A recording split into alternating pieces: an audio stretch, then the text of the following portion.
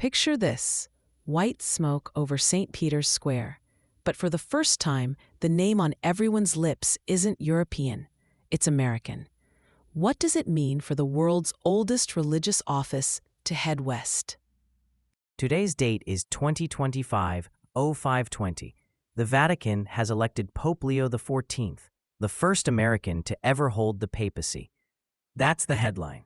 But is it just symbolic? Or is there more going on underneath? Why now? The numbers are telling. Pew Research shows the Americas now make up a growing proportion of the world's Catholics. So, could the Vatican simply be responding to its shifting demographic reality? That's interesting. But let's look at the person behind the title. Pope Leo XIV isn't just the first American pope. He also has a background in mathematics and canon law. How does that influence his approach as a leader? His mathematics background means he approaches decisions methodically. It's not just about intuition. He uses structured problem solving. That's something previous popes haven't really emphasized. He's also known for being clear and precise when communicating. Is that the sort of leadership the Church needs right now, especially with so many complex global issues? And about canon law, that's the Church's internal legal system, right? So he's prepared for debates about doctrine and the challenges of governance. Does that help him walk the line between tradition and change? It should help. He's rooted in the Church's rules, but he also appears open to reinterpreting them, especially in the context of new technology and ethical challenges. For instance, he's already pointed to Pope Leo XIII as a model, the pope who addressed the Industrial Revolution when talking about how the Church might engage with artificial intelligence and automation today. So he's drawing a direct line from the labor upheavals of the 19th century to the disruptions brought by AI now. That's a strong parallel. Is he signaling that the Church wants to help shape debates about the future of work, rather than just observe? That's the message he seems to be sending. In his first address, he specifically called for updated Church teaching on the ethics and economics of AI.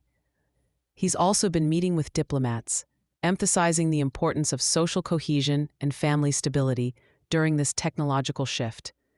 The Church's focus isn't just on doctrine anymore. He's positioning it as a voice in society's bigger questions. His American roots are notable, but he also spent years as a missionary in Peru. How does that kind of experience shape the way he leads? That's a key piece. He's got one foot in the north and one in the south. He understands the concerns of the developed world, but he's also lived with the realities of poverty and diversity in the global south. Will that help him bridge divides, or might it create new tensions? Hard to say, but because he's lived that experience, he can speak more authentically to marginalized communities and push for unity. That's not just a symbolic gesture. It could actually influence Church policy and how it reaches out.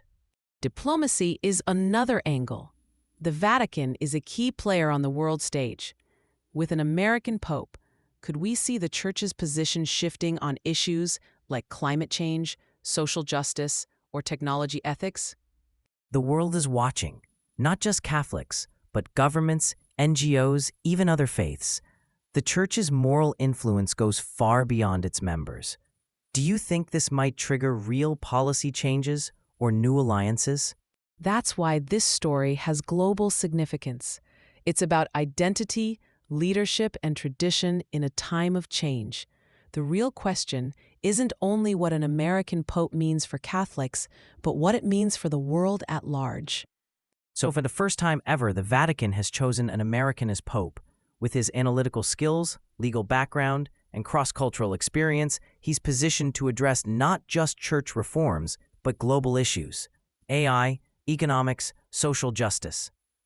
As his first week unfolds, the world is watching to see, will Pope Leo XIV bring new direction to Catholicism, or will he reinforce existing traditions?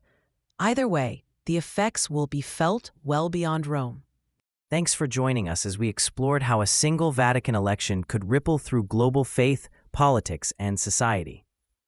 Thank you for listening. This episode is powered by mynews.studio. You can try it now for free.